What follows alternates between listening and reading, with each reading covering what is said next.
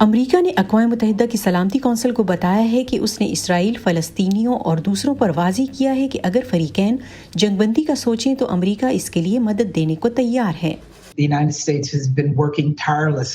امریکہ سفارتی ذرائع کی مدد سے اس تنازع کے خاتمے کے لیے انتھک محنت کر رہا ہے۔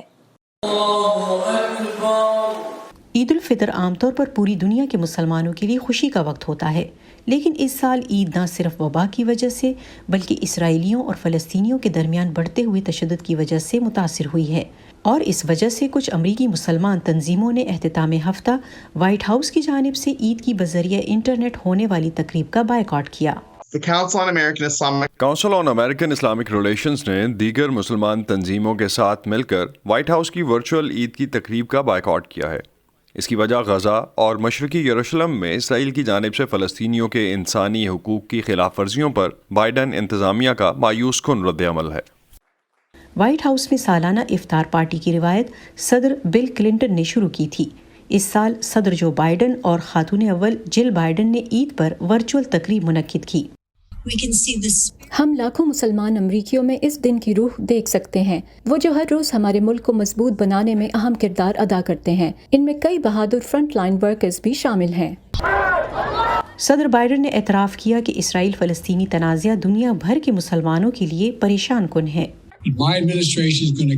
فلسطینیوں، اسرائیلیوں اور دیگر علاقائی شراکت داروں کو پائیدار امن کی جانب لے جانے کے لیے میری انتظامیہ مصروف عمل رہے گی۔ اس سے پہلے ہفتے کے روز امریکی دارالحکومت واشنگٹن سے لے کر نیو یارک اور باسٹن سمیت کئی شہروں میں ہزاروں افراد نے مظاہرے کیے۔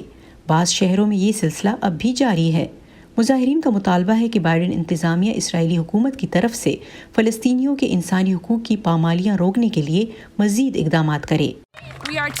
ہم بے گناہ لوگوں کے قتل سے تنگ آ چکے ہیں، ہم اس قبضے سے تنگ ہیں۔ اسرائیل کے اپنے دفاع کے حق پر بات کرتے ہوئے اقوام متحدہ کے لیے اسرائیلی سفیر گیلارڈ اردن نے سیکیورٹی کونسل سے کہا کہ حالیہ تنازع کا آغاز حماس نے کیا تھا۔ یہ پہلا موقع نہیں جب فلسطینی شہریوں کے پیچھے چھپتے ہوئے حماس نے اسرائیلی شہریوں پر اندھا دھند مہلک میزائل داغے ہیں۔ صدر بائیڈن نے اسرائیلی وزیر اعظم بنجامن نیتن یاہو اور فلسطینی اتھارٹی کے رہنما محمود عباس کے ساتھ بات چیت کی ہے۔ وائٹ ہاؤس کے مطابق اس سلسلے میں فریقین اور دیگر ممالک کے ساتھ رابطے کے لیے 60 سے زیادہ فون کالز کی گئی ہیں۔ انتظامیہ نے خطے میں مندوب بھی بھیجے ہیں۔ فوری طور پر جو اقدامات امریکہ کی طرف سے اٹھائے جانے چاہیے، جو کہ لگتا ہے وہ اٹھا رہے ہیں، وہ اس بات کو یقینی بنانا ہے کہ تشدد کی موجودہ صورتحال میں اضافہ نہ ہو اور یہ قابو سے باہر نہ ہو۔